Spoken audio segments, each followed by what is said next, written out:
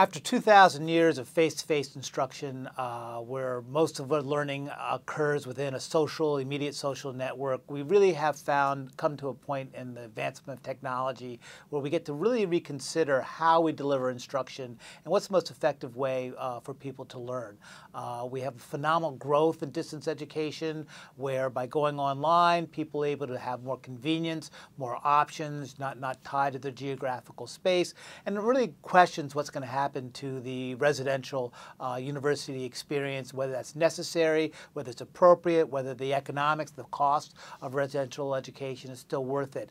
And so we have to think about what is the future of residential education and what's the role of technology in education is a huge issue that, in fact, we have many more questions than we have answers. But I think as we go forward, we have to really think in terms of quality.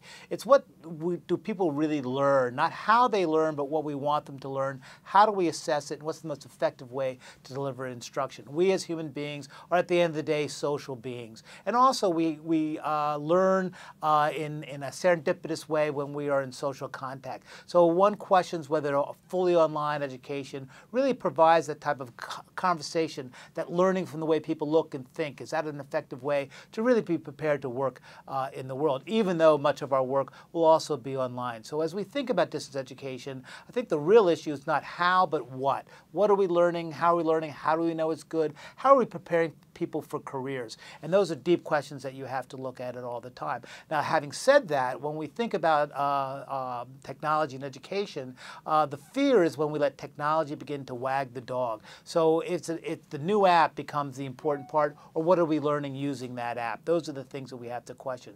So when you see great systems that use technology to enhance instruction, that's exactly what you see, that people have a strong sense of what the person needs to learn, how they would learn it, how much needs to be social interaction, how much can be done online. So do we really need to sit in a lecture hall for 3 hours to hear someone go over and deliver content, or can we get content and then when we come into the social sphere, do we get to really work together with other people to create new knowledge? And at the end of the day, that's the important thing. What do I need to know? What skills do I have to acquire? And how do I come together with my peers to create new knowledge, new projects, get exciting things done? And technology should allow us to facilitate that learning process and not just take it over.